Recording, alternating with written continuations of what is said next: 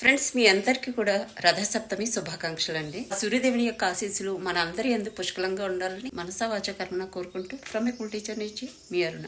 Hello guys, welcome back to my channel ఈ cool teacher. నేను మీ అరుణ. ఎలా ఉన్నారండి అందరూ సూపర్ డూపర్ గా ఉన్నారనుకుంటున్నాను. రథసప్తమి పూజ కంప్లీట్ చేసుకుని ఉంటారనుకుంటున్నాను. నేను ఇక్కడ ఫ్రెష్ అయిపోయిన తర్వాత ఈ రోజు ప్రసాదం చేసేస్తున్నానండి. జీడిపప్పులు కిస్మిస్లు వేయించుకుని పక్క తీసేసుకున్నాను. అదే బాణల్లో 1/2 లీటర్ పాలు యాడ్ చేసుకున్నాను. కుక్కర్లో సగ్గుబియ్యమును రైస్ ఉడకబెట్టుకుని పెట్టుకున్నానండి. మరుగుతున్న పాలలో ఇవి వేసేసుకున్నాను. తర్వాత దీంట్లో తాటి బెల్లం యూజ్ చేస్తున్నాను అనమాట. 2 బాక్స్ తీసుకుని విధంగా కలంలో ఇలా కొట్టుకున్నట్టు చేసుకుని దాన్ని ఈ మరుగుతున్నటువంటి పాయసంలో యాడ్ చేసేసుకుంటామండి. యాడ్ చేసే ముందు కింద స్టవ్ ఆఫ్ చేసాను నేను ఆల్రెడీ. ఇంకా అది యాడ్ చేసుకున్న తర్వాత ఒక 1/2 టీ స్పూన్ ఇలాచి పొడి కూడా ఇక్కడ యాడ్ చేసేసుకుంటున్నాను. తర్వాత వేపించుకున్నటువంటి జీడిపప్పు కిస్మిస్ ని విత్ నెయ్యి యాడ్ చేసేసుకుంటున్నానండి. చాలా సింపుల్ గా అయిపోతుంది అనమాట. కుక్కర్ లో మనము సగ్గు బియ్యమును రైస్ ఉడకబెట్టేసుకున్నాం అనుకోండి, మిగతాదంతా ప్రాసెస్ ఈజీ.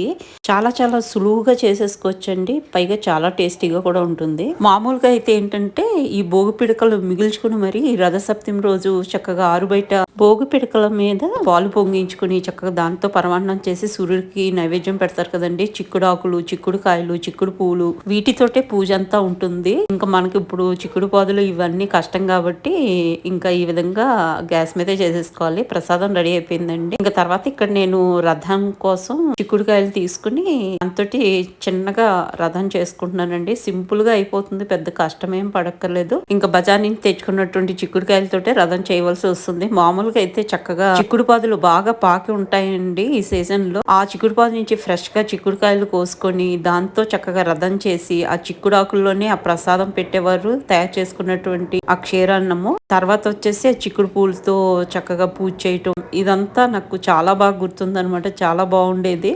మొత్తానికి అలా రథము ఆల్మోస్ట్ కంప్లీట్ అయిపోయిందండి. గోపురం కూడా పెట్టేస్తాను. పెట్టేసిన తర్వాత దీనికి పసుపు, కుంకుమ, గంధము వీటన్నిటిని పెట్టేసుకుంటే ఇంకా రథం రెడీ అయిపోతుంది. సూర్య భగవాన్ కూడా నేను ఇక్కడ చక్కగా పసుపు, కుంకుమ, గంధము అవన్నీ పెట్టేసి ఇంకా పూజకి రెడీ అయిపోయిందండి మొత్తం అంతా. ఇంకా పూజని స్టార్ట్ చేసేసుకుంటున్నాను. ఇక్కడ మొట్టమొదటిగా దీపారాధన చేస్తూ నా పూజను అయితే ప్రారంభించానండి. సూర్యుని అష్టోత్తరము ఇదంతా చదువుకుంటూ పూజని ప్రశాంతంగా ఇక్కడ చేసుకోవడం జరిగింది. ఇంక ఈ రోజు నుంచి సూర్యుని యొక్క ప్రతాపం తీవ్రం అవుతూ ఉంటుందండి. ఆల్రెడీ మనకి ఆ ఫీలింగ్ అనిపిస్తుంది కదా. 2-3 రోజుల నుంచి చాలా ఎండగానే ఉంటుంది జనరల్ గా కూడా. ఇంకా ఇక్కడ నా పూజ అయితే ఆల్మోస్ట్ కంప్లీట్ అయిపోయిందండి. ఇంకా హారతి ఇచ్చేసుకుంటున్నాను. చాలా బాగా అనిపిస్తుంది. ఎప్పుడు నాకు ఇలా పూజ చేస్తున్నప్పుడు చాలా ప్రశాంతంగా ఉంటుంది అనమాట.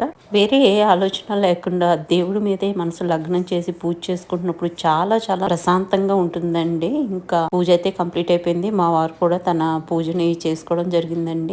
పూజ అది అయిపోయిన తర్వాత ఇంకా నేను మా వారు మా బ్రేక్ఫాస్ట్ ని కంప్లీట్ చేయడం జరిగిందండి. వాకిట్లో ఈ విధంగా చిన్నగా రథం ముగ్గు పెట్టుకున్నానండి. మామూలుగా అయితే స్టార్టింగ్ లో చూపిస్తాను నేను ఈ ముగ్గు ఏమేసాను ఏంటి అనేది. ఈసారి లాస్ట్ లో చూపిస్తున్నాను. ఇంక రోజు లంచ్ కోసం నేను చేసింది వచ్చేసి మీఠీ దాల్ అండ్ బీన్స్ కొబ్బరి ఫ్రై అండి.